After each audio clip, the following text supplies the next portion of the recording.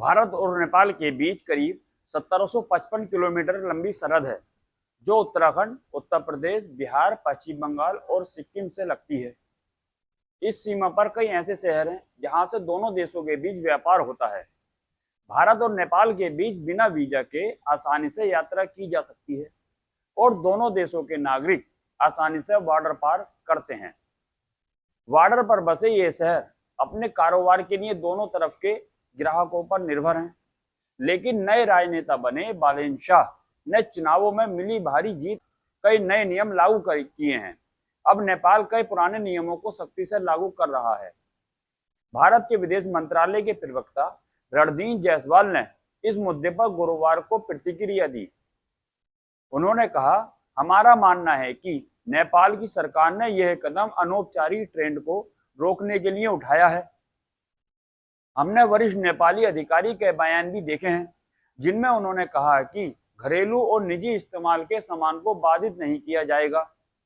इस मामले पर हम नजर रखे हुए हैं। इनमें से ही एक नियम भारत से 100 रुपए से अधिक की वस्तु पर भंसार लगता है।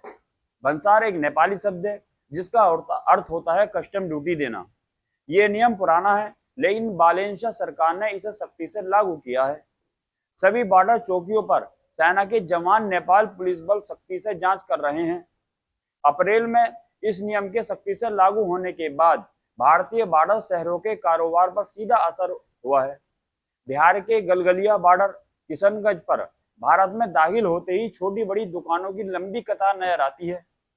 यहाँ अधिकतर ग्राहक नेपाल के होते हैं, जो आसपास के गांवों और कस्बों में भारत में खरीदारी करने आते हैं। आमतौर पर यहाँ चहल पहल और भीड़भाड़ रहती है, लेकिन नए नियम लागू होने के बाद यहाँ सन्नाटा पसरा है। कई भारतीय दुकानदारों ने अपनी दुकानें यहाँ से हटा ली हैं।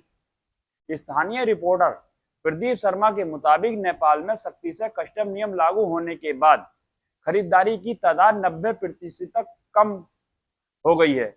इसका सीधा असर उन दुकानदारों पर हुआ है जो यहाँ सामान बेचते हैं। पिछले कई दिनों से बाजार में सन्नाटा है। नेपाल से खरीदारी करने आए एक विदेशी नेपाली नागरिक ने प्रदीप शर्मा को बताया, अब सामान ले जाने पर भंसार देना पड़ रहा है। पहले हम थोड़ा बहुत सामान ले जाते थे तो कोई भंसार नहीं देना पड़ता था। वह कहते हैं, बालेन शाह ने कई ऐसे कदम उठाए हैं जिनसे जनता को फायदा महसूस हो रहा है, लेकिन भंसार के नियम को सख्ती से लागू करने की वजह से लोगों में नाराजगी है। खासकर सीमावर्ती इलाकों के लोग इससे परेशान हैं। गलगलिया से खरीदारी करने आए एक और नेपाली व्यक्ति ने कहा, भंसार देना पड़ रहा है, फिर भी हमें सामान लेने आया हूं, क्योंकि यहाँ से सामान खरीदना नेपाल के मुकाबले कुछ सस्ता है। हम सरकार से मांग करते हैं कि कम से कम रोजमर्रा की जरूरतों वाली चीजों की खरीदारी में सरकार छूट दे। आनंद किशनगंज के दीगल बैंक कस्बे में जन्ना स्टोर चलाते हैं। आम दिनों में उनकी दुकान पर आने वाले 90% से अधिक ग्राहक बॉर्डर पार करके नेपाल से आते हैं। आजकल उनकी दुकान पर भी बहुत कम ग्राहक आ रहे हैं। बीबीसी न्यूज हिंदी से फोन पर हुई बातचीत में वह कहते हैं, नेपाल सरकार के इस कदम से दीगलगा बैंक का बाजार तबाह हो जाएगा। यहाँ अधिकतर ग्राहक नेपाल से आते हैं। अब तक ग्राहक ही नहीं आ रहे तो सामान कौन खरीदेगा। यहीं एक इलेक्ट्रॉनिक स्टोर चलाने वाले विमल कुमार सिंह बीबीसी से फोन पर बात करते हुए कहते हैं, दुकानें तो खुली रहेंगी क्योंकि दुकानदार के पास और कोई विकल्प नहीं है। मेरी दुकान पर रोजाना 10 से ज्यादा ग्राहक नेपाल से आते थे, अब इक्का दुक्का ही आ रहे हैं। यही हाल अररिया जिले के जोगबनी बाजार का है। जोगबनी नेपाल के विराटनगर शहर की सीमा पर है। यहाँ भी सशस्त्र नेपाल पुलिस बल ने सख्ती की है। जोगबनी और विराटनगर के बीच की सीमा को सिर्फ पुलिस बलों की तैनाती और चौकी से पहचाना जा सकता है। जोगबनी में बड़ा कपड़ा बाजार भी है, जहां अधिकतर ग्राहक नेपाल से बॉर्डर पार कर भारत में खरीदारी करने आते हैं। यहाँ के एक दुकानदार ने बीबीसी न्यूज हिंदी से फोन पर कहा, कपड़ा दुकानदार अधिकतर नेपाली ग्राहकों पर निर्भर है। जब से यह नियम लागू हुआ है, 80% से अधिक ग्राहक कम हो गए हैं। जोगबनी के इस बाजार में आमतौर पर रहने वाली भीड़ अब नदारद नजर आती है। नेपाल सरकार के इस कदम का स्थानीय स्तर पर विरोध भी हो रहा है।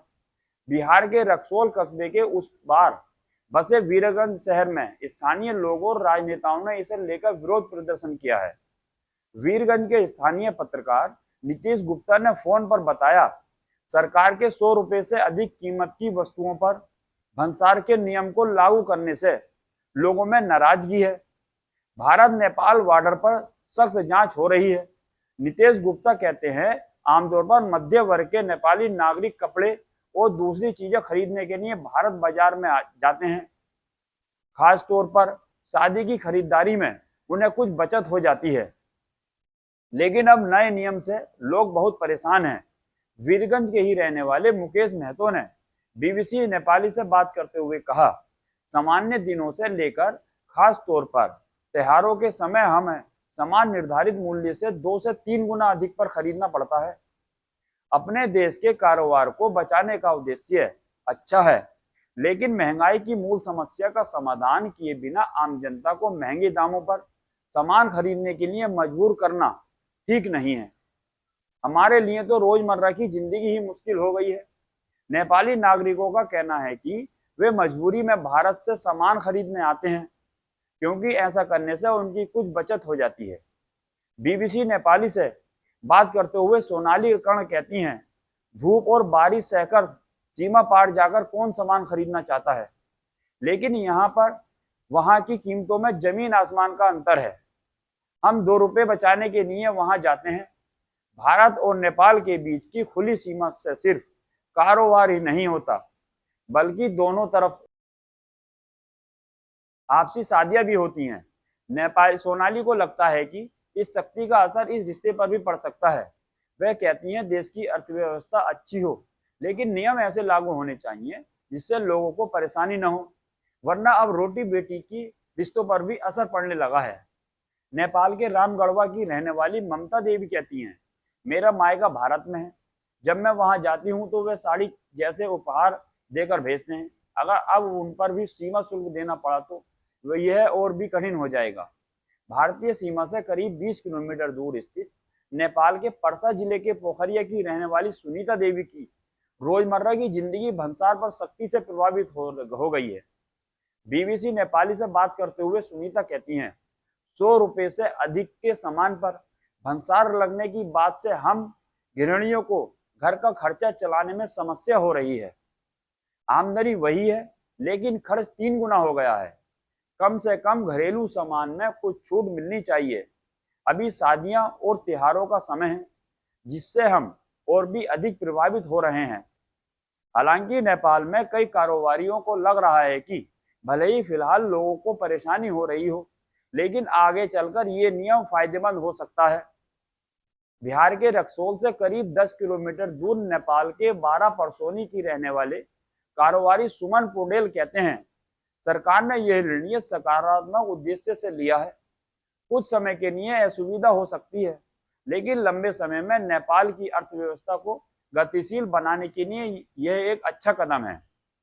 वहीं वीरगंज में कपड़े की दुकान चलाने वाले कारोबारी अभिषेक शर्मा का कहना है कि भंसार में सख्ती के बाद स्थानीय दुकानदारों का कारोबार बढ़ गया है। अभिषेक शर्मा कहते हैं, पिछले कुछ दिनों की खबरों से वीरगंज बाजार का व्यापार 85% तक बढ़ गया है। यह एक सकारात्मक पहलू है। अपने देश का पैसा अपने ही देश में खर्च कर आर्थिक विकास में योगदान देना चाहिए। भारत में सामान सस्ता मिलता है, यह सिर्फ एक भ्रम है। जब आप मुद्रा विनिमय शुल्क जोड़ते हैं तो कीमत लगभग बराबर ही पड़ती है। हालांकि 100 रुपए से अधिक कीमत के सामान पर कस्टम ड्यूटी वसूली का नियम नया नहीं है, लेकिन नेपाल सरकार इसे सख्ती से अब लागू कर रही है।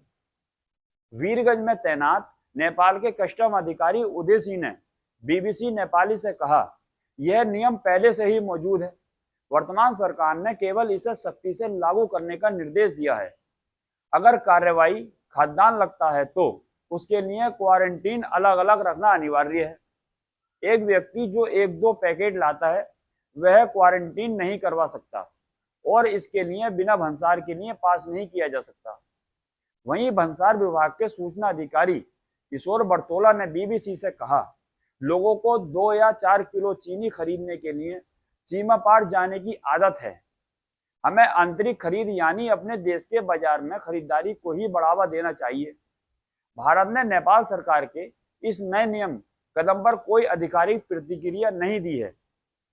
ये थी न्यूज रूम से इरफान एडवाइजर की रिपोर्ट। मिलते हैं अगली ऐसी वीडियो में, जब तक के लिए धन्यवाद।